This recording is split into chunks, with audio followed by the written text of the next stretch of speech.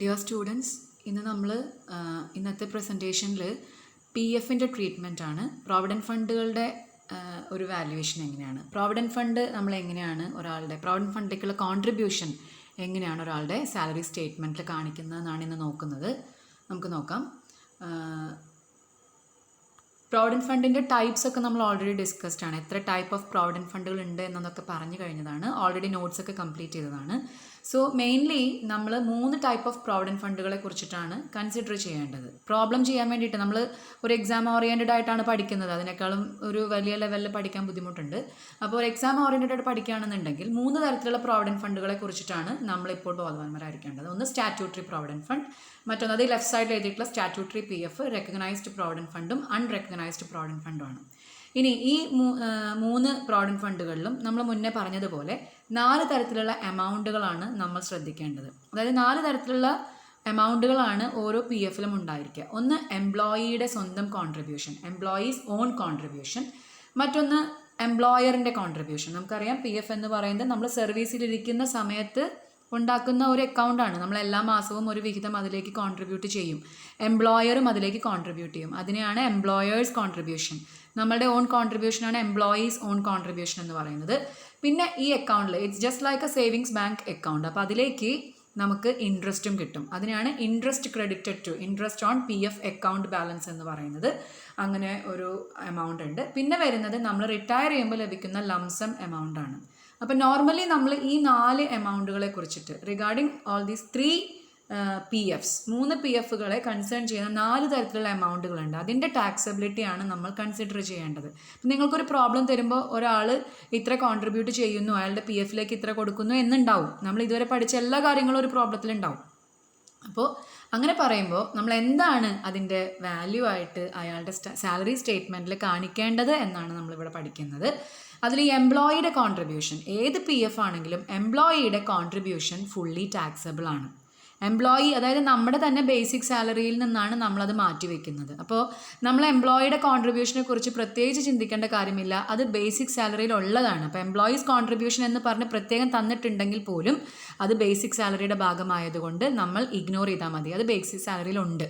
ഇനിയുള്ളത് എംപ്ലോയറുടെ കോൺട്രിബ്യൂഷനാണ്. എംപ്ലോയറുടെ കോൺട്രിബ്യൂഷൻ നമ്മൾ ചിന്തിക്കേണ്ടതാണ്. അതിൽ ഈ സ്റ്റാറ്റ്യൂട്ടറി PFനെ സംബന്ധിച്ചിടത്തോളം എംപ്ലോയറുടെ കോൺട്രിബ്യൂഷന് ടാക്സബിലിറ്റി ഇല്ല. അപ്പോൾ എംപ്ലോയർ എത്ര കോൺട്രിബ്യൂട്ട് ചെയ്താലും ഒരാളുടെ സാലറി സ്റ്റേറ്റ്മെൻറ്റിൽ അത് കാണിക്കേണ്ട. It is not at all taxable if it is a statutory provident fund.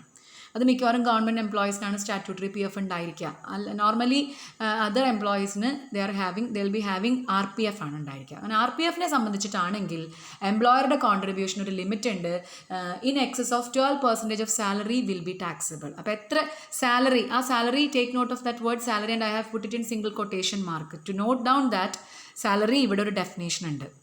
അപ്പോൾ ആ ഒരു സാലറീൻ്റെ 12% വരെ എംപ്ലോയറുടെ കോൺട്രിബ്യൂഷൻ ഈസ് എക്സംപ്റ്റഡ് ആണ്. അതിന് ടാക്സബിലിറ്റി ഇല്ല. But if the employer contributes more than 12% of salary, ആ എക്സസ് വിൽ ബി ടാക്സബിൾ. അപ്പോൾ ആ എക്സസ് അങ്ങനെ ഉണ്ടെങ്കിൽ അത് എംപ്ലോയറുടെ നമ്മുടെ സാലറി സ്റ്റേറ്റ്മെൻറ്റിൽ കാണിക്കേണ്ടതാണ്. ഏത്? Recognised provident fund. ഒരു എംപ്ലോയിക്ക് ഉള്ളത് റെക്കഗ്നൈസ്ഡ് പ്രോവിഡൻറ്റ് ഫണ്ട് ആണോ എന്ന് നമ്മൾ ആദ്യം നോക്കണം. ഇനി റെക്കഗ്നൈസ്ഡ് പ്രോവിഡൻറ്റ് ഫണ്ട് ആണെങ്കിൽ അയാളുടെ എംപ്ലോയർ എന്താണ് കോൺട്രിബ്യൂട്ട് ചെയ്യുക, എത്ര എമൗണ്ടാണ് കോൺട്രിബ്യൂട്ട് ചെയ്യുന്നതെന്ന് നോക്കണം. And if it exceeds 12% of salary, salary has a definition. Of course it has a definition and we have to learn it now.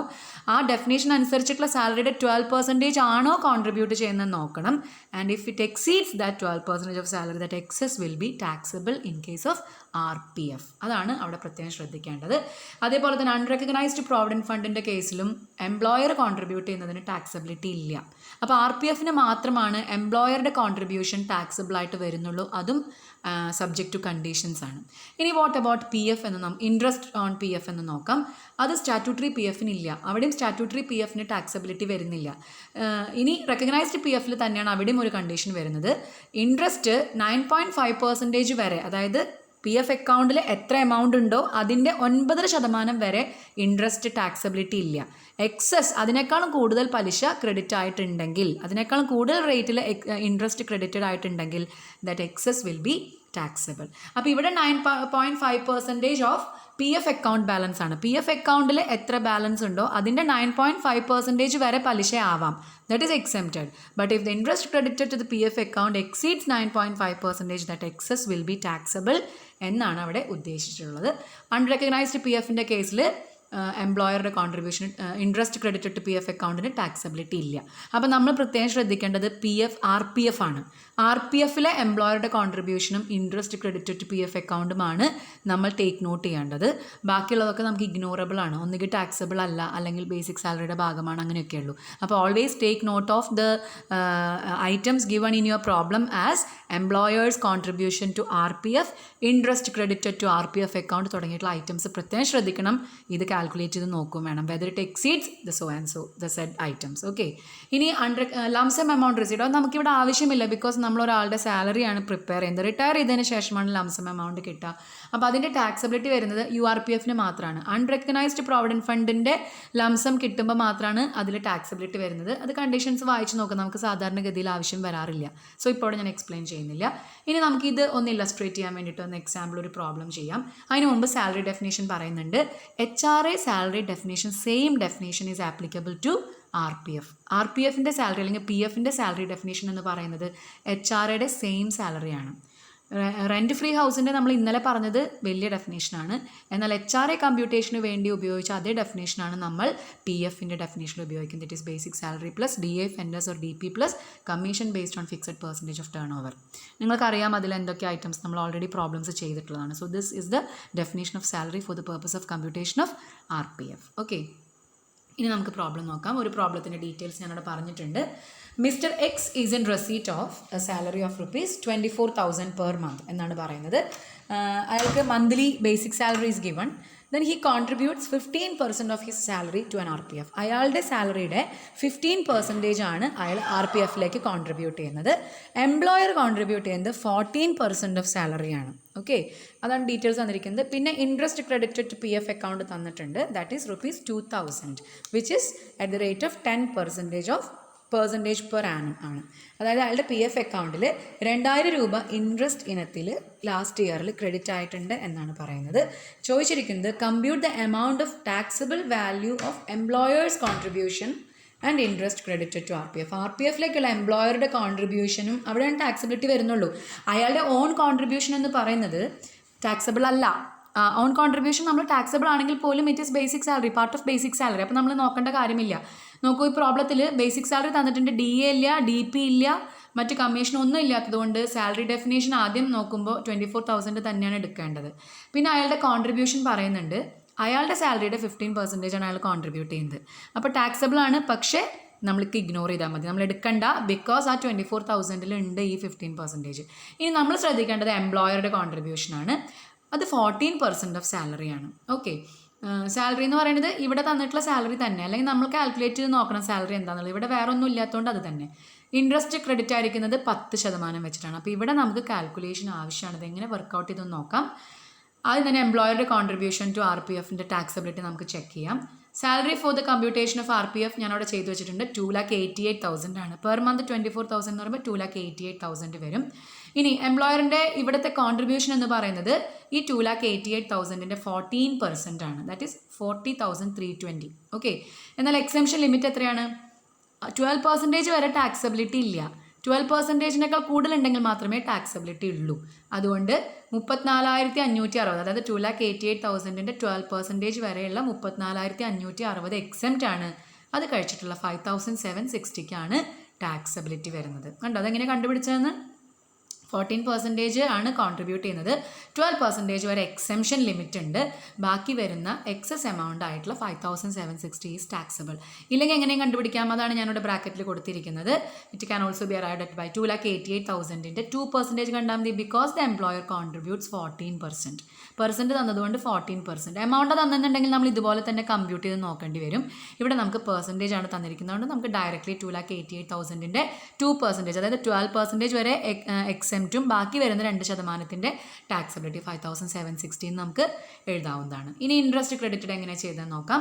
RPF-ലേക്ക് credited ആയിരിക്കുന്ന ഇൻട്രസ്റ്റ് എന്ന് പറയുന്നത് 10% റേറ്റിലാണ് ക്രെഡിറ്റ് ചെയ്തിരിക്കുന്നത്. 2000 രൂപയാണ് ഇൻട്രസ്റ്റ് ക്രെഡിറ്റഡ്. അങ്ങനെ വരുമ്പോൾ നമ്മൾ ആദ്യം ചെയ്യേണ്ടത് പ്രിൻസിപ്പൽ എമൗണ്ട്, അതായത് RPF അക്കൗണ്ടിൽ എത്ര ബാലൻസ് ഉണ്ടെന്ന് കണ്ടുപിടിക്കണം. അതാണ് ഞാൻ കണ്ടുപിടിച്ചിരിക്കുന്നത് 2000 × 100/10. അതായത് പ്രിൻസിപ്പൽ എമൗണ്ടിൻ്റെ 10/100 ആണ് 22,000. അപ്പോൾ 2000 × 100/10 ചെയ്ത് കഴിയുമ്പോൾ 20,000 റുപ്പീസാണ് ഈ പറയുന്ന എംപ്ലോയിയുടെ അക്കൗണ്ടിലുള്ള പൈസ. അതിൻ്റെ 10% ആണ് 2000 ക്രെഡിറ്റ് ചെയ്തിരിക്കുന്നത്. 9.5% വരെയാണ് എക്സെംഷൻ ഉള്ളത്. എക്സസ് വിൽ ബി ടാക്സബിൾ എന്നാണ്. അപ്പോൾ 20,000ൻ്റെ 9.5% എന്ന് പറയുന്നത് 1,900 റുപ്പീസാണ്. അപ്പോൾ 1,900 വരെ ടാക്സ് ഫ്രീ ആണ്. ബാക്കിയുള്ള 100 റുപ്പീസിന് അതോടെ കാണിച്ചിട്ടുണ്ട്. Taxable amount of interest credited will be 2000 - 1,900, that is ₹100. അല്ലാന്നുണ്ടെങ്കിൽ എങ്ങനെ ചെയ്യാം? പ്രിൻസിപ്പൽ എമൗണ്ടിൻ്റെ 0.5% ആണ് എക്സസ് വരിക. ബിക്കോസ് 9.5% വരെ എക്സെംപ്റ്റഡ് ആയതുകൊണ്ട് ഇവിടെ ക്രെഡിറ്റ് ആയിരിക്കുന്നത് 10% റേറ്റിലാണ് ഇൻട്രസ്റ്റ് എന്നുള്ളത് കൊണ്ട് 0.5%-ന് ടാക്സബിലിറ്റി ഉണ്ടാവും എന്നുള്ള അർത്ഥത്തിൽ 20,000ൻ്റെ 5% നമുക്ക് നോക്കാം. അങ്ങനെ കിട്ടിയാലും നമുക്ക് 100 എന്നുള്ള ആൻസർ നമുക്ക് കിട്ടും. ഓക്കെ, അപ്പോൾ ഇത് രണ്ടിൻ്റെയും കാൽക്കുലേഷൻ, അതായത് എങ്ങനെയാണ് എംപ്ലോയറുടെ കോൺട്രിബ്യൂഷൻ്റെ ടാക്സബിലിറ്റി കണ്ടെത്തുക എന്നുള്ളതും അതുപോലെ എങ്ങനെയാണ് PF അക്കൗണ്ടിലേക്ക് ക്രെഡിറ്റ് ആയിട്ടുള്ള ഇൻട്രസ്റ്റിൻ്റെ ടാക്സബിലിറ്റി കണ്ടെത്തുക എന്നുള്ളതും പ്രത്യേകം ശ്രദ്ധിക്കുക. ഈ ഒരു പ്രോബ്ലം ഒരു ബേസിക് എക്സാമ്പിളാണ്. എല്ലാ പ്രോബ്ലംസിലും നമുക്ക് RPF ഉണ്ടായിരിക്കും, മിക്കവാറും എല്ലാ പ്രോബ്ലത്തിലും, ബിക്കോസ് എല്ലാ എംപ്ലോയീസും PF കോൺട്രിബ്യൂഷൻ ഉണ്ടായിരിക്കും. അപ്പോൾ ഇത് നമുക്ക് മസ്റ്റായിട്ട് ചെയ്യേണ്ട ഒരു കാൽക്കുലേഷൻ ആയതുകൊണ്ട് ഈ പ്രോബ്ലം മനസ്സിലുണ്ടായിരിക്കണം. Okay, I think this is clear. Repeated ആയിട്ട് കാണുക, then you can make it clear. Okay, എന്തെങ്കിലും ഡൗട്ട്സ് ഉണ്ടെങ്കിൽ you may share in the class room. Okay, അല്ലെങ്കിൽ നമുക്ക് ലൈവായിട്ട് ഓൺലൈൻ ക്ലാസ്സസിൽ നമുക്ക് ഷെയർ ചെയ്യാവുന്നതാണ്. Okay, with this I wind up. Okay, thank U.